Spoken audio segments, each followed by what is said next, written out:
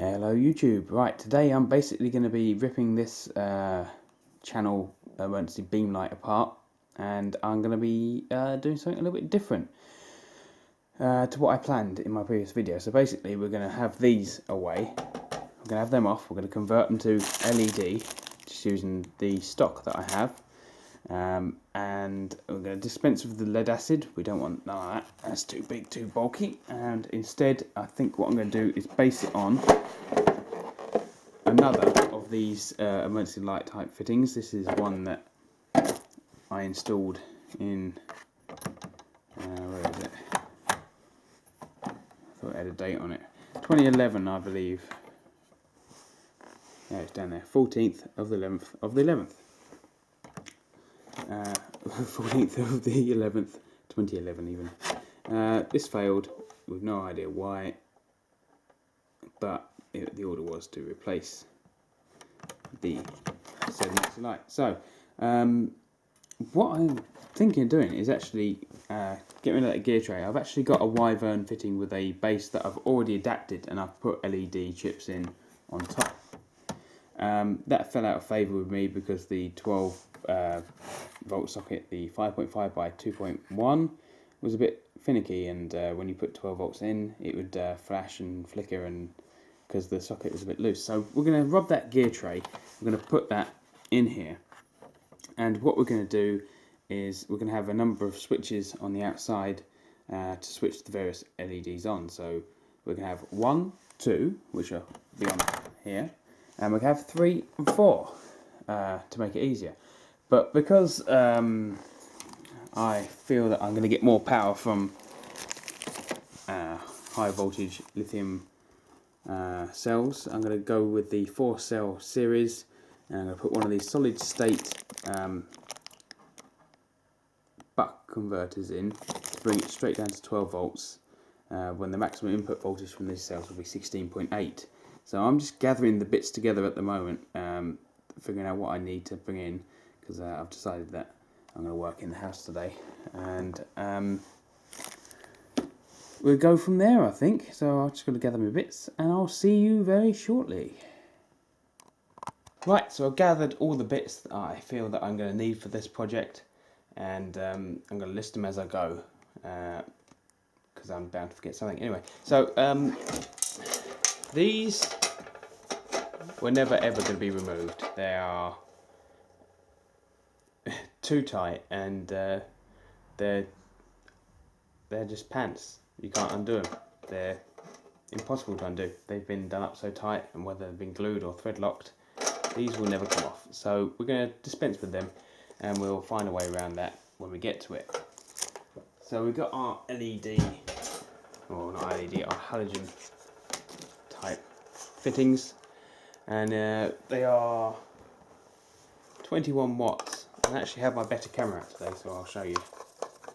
And we're going to prepare these first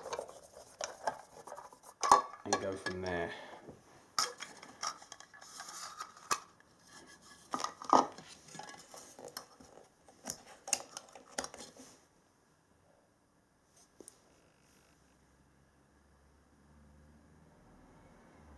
"12 volt, 21 watts. We don't need that.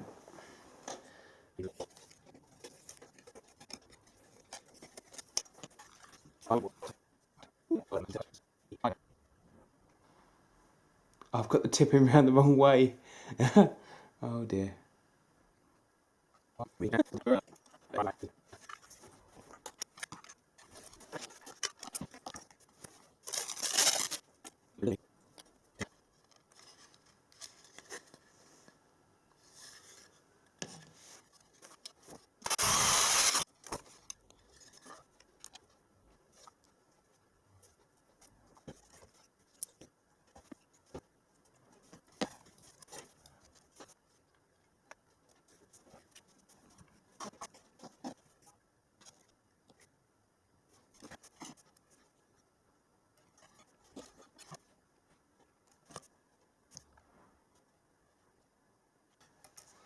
Ah, it's gone flat.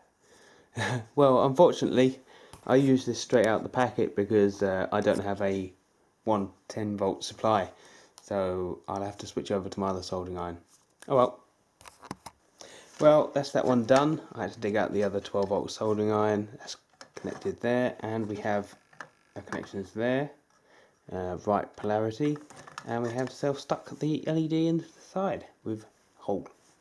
So now it's time to put this one back together and do the other one, which I'll do off camera, so it's not too long, this video.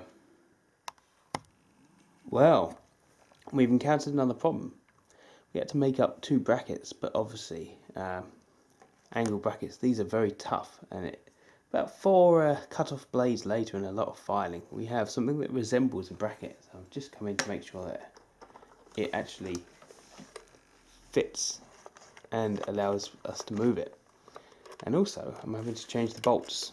I'm going to go with 4mm bolts, so I've got a bit more play, because I have not got the room to drill and make a hole big enough for the originals. So we're going to go with 4mm bolts, and obviously these ones are too long, and they're from my stock of nuts and bolts in the shed, so we're just going to have to cut these down a bit as well. So we'll leave that a little bit long and mark it twice for a very good reason, about 5mm apart, because my electrician's pliers have 2 holes in for cutting bolts. So if we mark it long, we can then push that through until we see the second mark, and then hopefully, if I zoom out, out, we can then just snip it off like that, and that's the bit we don't need.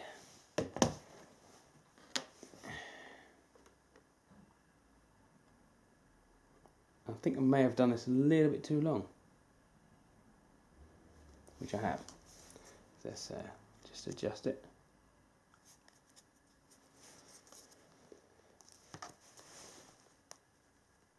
God, yeah, this is good. Pinch his fingers.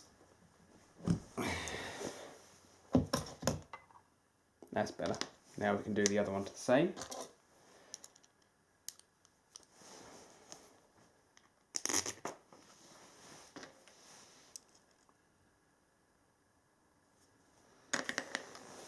I'm just going to go straight to the floor on this one. You've seen it once. There we have it. So I'm just going to mark and jiggle and dribble these out, and come back when I'm mounting them.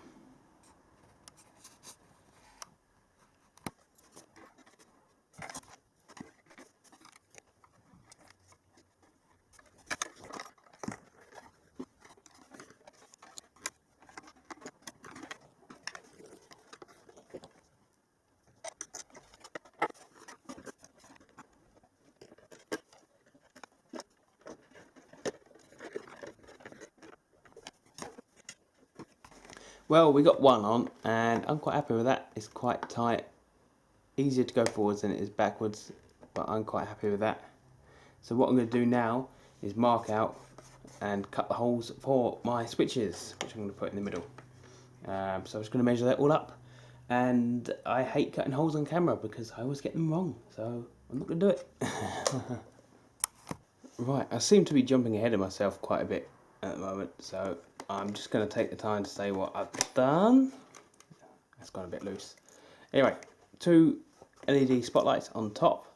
Got 1, 2, 3, 4 switches. What we're going to do is we're going to have the spots on one, and the 2 middle lights separate. So the 2, 1, 2 over here, and we're going to have one to switch the whole thing on and off, because we need to isolate the buck converter, because we don't want that running all the time because it'll go flat. So I'm just gonna make sure that the other LED panel fits in, because the gear tray sits on the 2 knelled dimple things either side. I have no idea what they're called. It's just a moulded bit of plastic. So I'm just gonna make sure that fits in and go from there, I think. As you can guess, I'm just putting this together as I go. Right, well, the gear tray fits on. doesn't quite lift all the way up, but we're not worried about that because once it's clipped in and screwed in, it's not going anywhere. It won't short out against the top terminals because top terminals will be isolated from the rest. So yeah, but do you ever think that you might have just overdone something just a little bit? Right, let's carry on, let's crack on. Right, well, things have taken quite a turn really. I decided to do some wiring off camera just to make sure that I got it right first time. And I've got a pack here which is 14.4 volts. And if we take you off the tripod for a minute, I'll try and explain this a little bit better. Alright, power comes in on the brown and blue here, goes up, goes away after the switch to the buck converter, goes through the buck converter, comes out on the other brown, which goes to the second switch, and then it's looped across both switches. It then comes out on the brown below, which goes to it comes out on the black and even, sorry, which goes to the first LED. Second one comes out, which goes to the second LED, and the third one has the two browns which are on the black flexes, which goes to the lights above. So let's put this here and make sure we don't short anything out. So when I turn it on, we get a little blue LED. First one turns on one there. Second one turns on the second LED, and third one turns on the other LEDs. So yeah, the only oversight I've made is colour of the LEDs, but can't complain, got them in stock. And then everything goes off on the first switch. So now all I need to do is put this all together, give you a nice closing shot, and then I'll make up a pack of 18650s in a second video. Yes, I think that'll do, I think. There you go, don't look too bad, does it? Apart from the alignment of the switches on top, but that is not the primary concern. Basically everything here except for the LED chips has been recycled, reused, and should give me plenty of use. So let's go through it bit by bit. Wyvern, a channel Wyvern light fitting with a gear tray removed, two supposed 10-watt chips installed from a previous project. Switches are from actually a job where we stripped out about 15-20 shaver lights, and I removed all of the switches.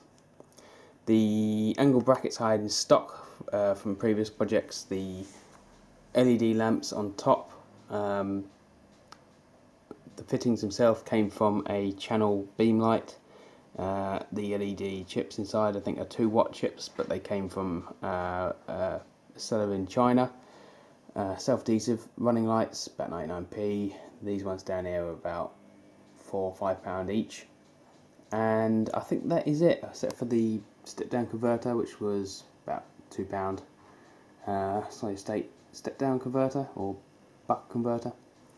The cells I'm putting in will be taken from laptop batteries, and I have quite a few here. I'm going to put 16 cells in, 4 series, 4 parallel, and they're about 3.5 amp hour to 3.7 amp hour each, giving us around about 7 amp hour at a guess. So next time you join me, I'll be putting the battery pack together and installing it inside, tidying up the cables, installing a fuse on the side so that so it's fused, and what else? Balance leads and a port to charge it on. So yeah, join me next time. Thank you very much for watching. Please subscribe, comment, rate, and I'll see you in my next video. Cheers.